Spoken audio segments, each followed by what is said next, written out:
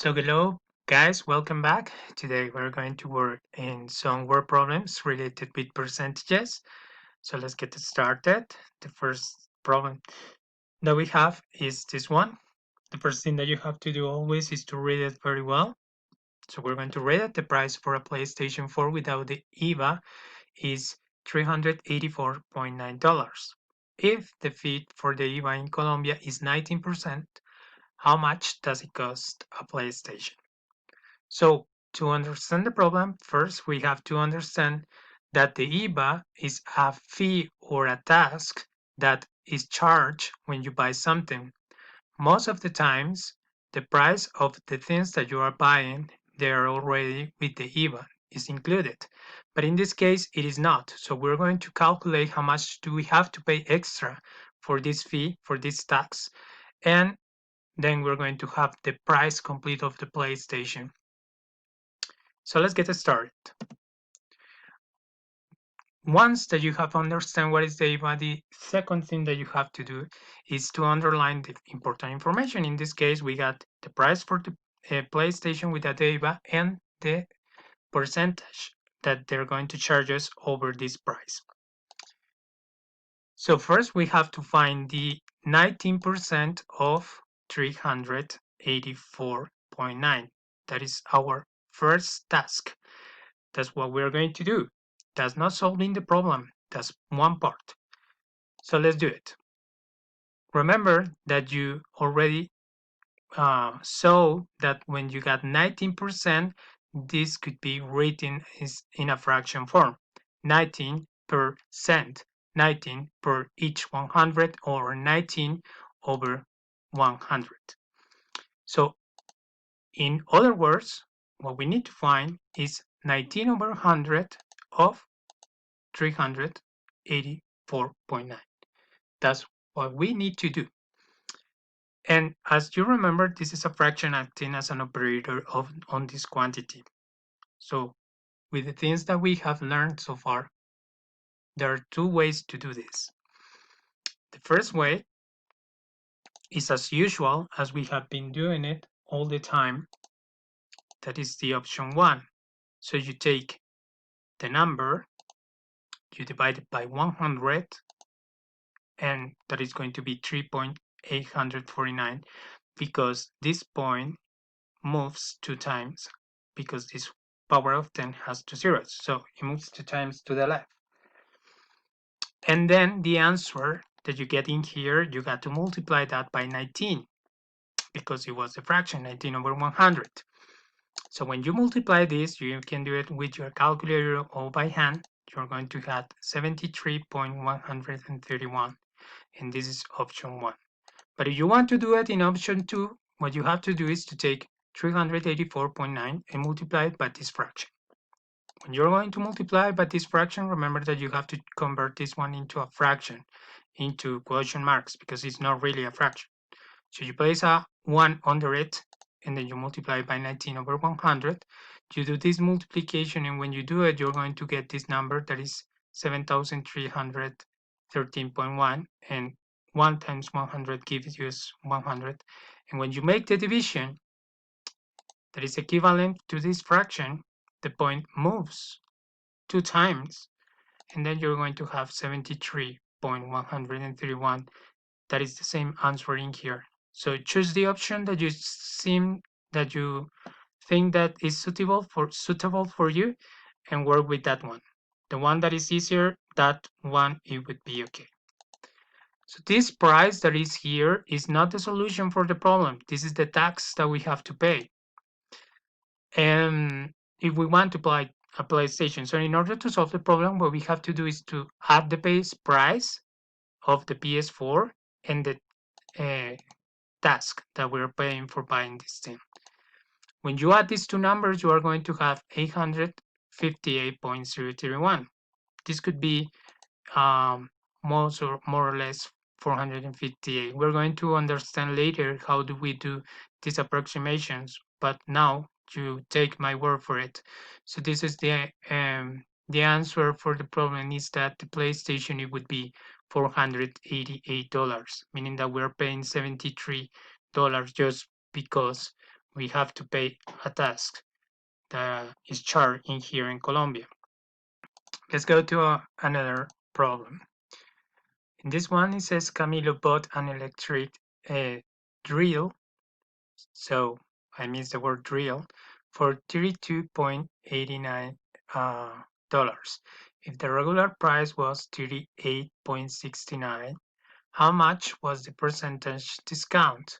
So what we're going to do is to find, well, we got the price that he paid for.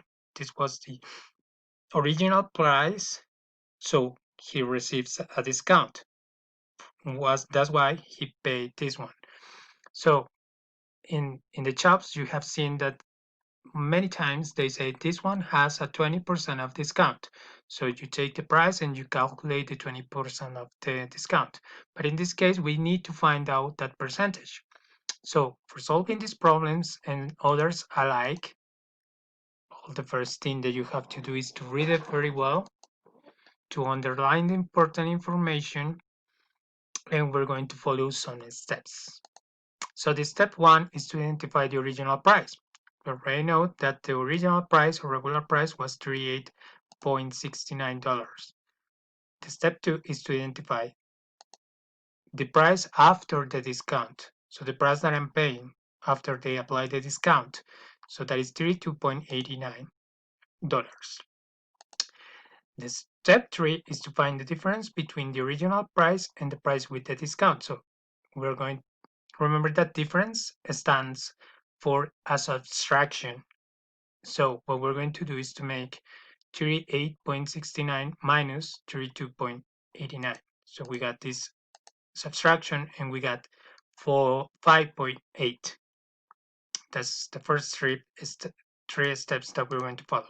So in the step 4, we're going to use the answer that we get in the step 3. So the difference of the numbers, and we're going to use also the original price, and we're going to build a fraction. So this one was the difference that is going to be over the original price. And why is that? Because this is telling me how much money I was discounted by this price. This is what the fraction is telling me. We can write down this as a division, and when you make the division, you're going to find out that this is 0.1499. This is the decimal number. But we're not looking for a decimal, we're looking for a fraction, for a percentage. So what we have to do in here is to turn the decimal number into a percentage. How do we do that? Remember that we multiply by 100 over 100. So we use the trick to place a 1 under this number, decimal number, and we multiply by 100 over 100. So this point is going to move 2 times in here. It's going to be 14.99 over 1 times 100, that is 100. So this is already our percentage in the fraction form.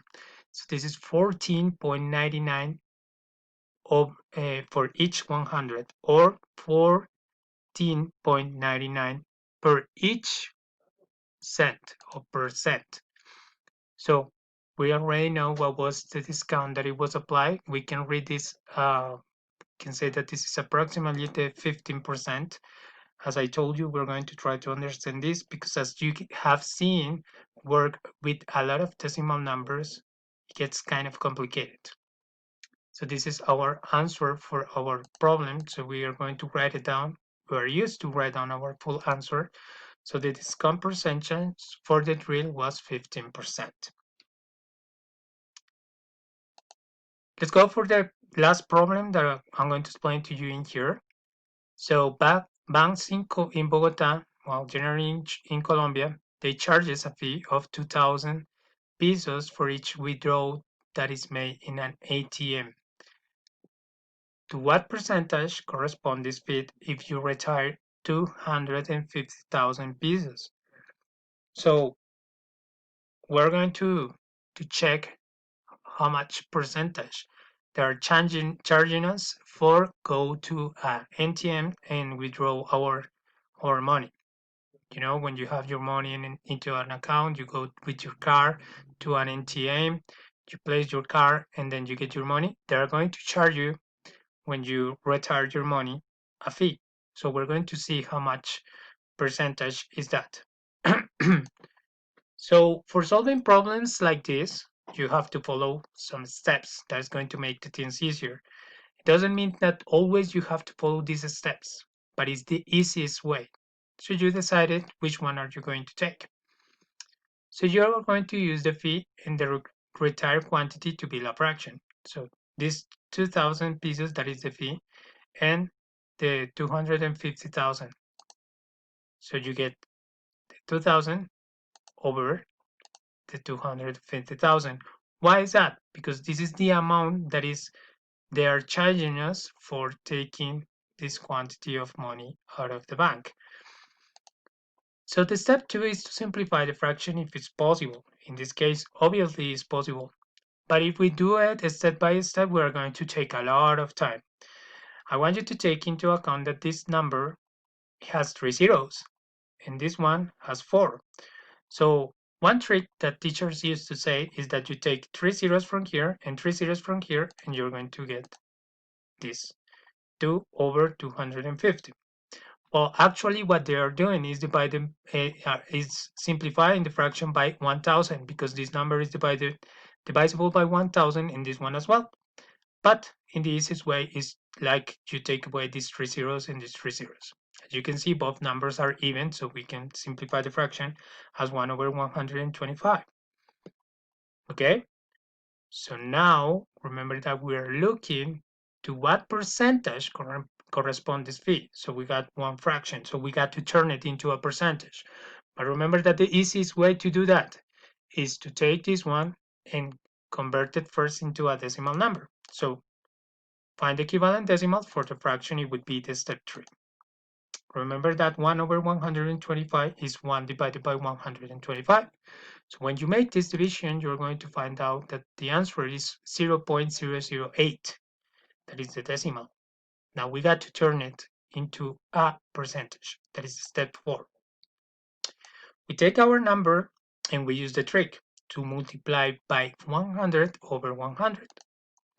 So when we multiply this, we use the other trick that is placing the 1 under the quantity, decimal quantity, multiply by 100 over 100. Now what we have to do is to move this point 2 times to the right, which lead us to 0.8, and 100 times 1, that it would be 100. So this means that they are taking away 0.8 pesos from every 100 pesos that you take. So the percentage, it would be 0.8 per each cent, per each 100 or per each cent, or 0.8%. So as usual, we give our final answer or full answer. So a fee of 2,000 from 250,000 correspond to 0.8%. Something that you have to take into account that is very curious is that they charge you this amount even if you retire 20,000 pesos, and then the percentage would be higher. So is that something that you're going to understand when you have a bank account? But that's it for the examples in here. I want you to tell you that you can go to this link. You just have to click over these images, this image, and then it's going to send you to another video when you're going to find more examples. And my advice to you is to watch them before you do the course compass so you can get a really good grade in there and you are successful with your work. Thank you guys for watching the video. I hope that you have understand it. If you got any question, don't doubt to write me down through things. And also remember that you can watch this video again. I hope that you're okay. See you soon.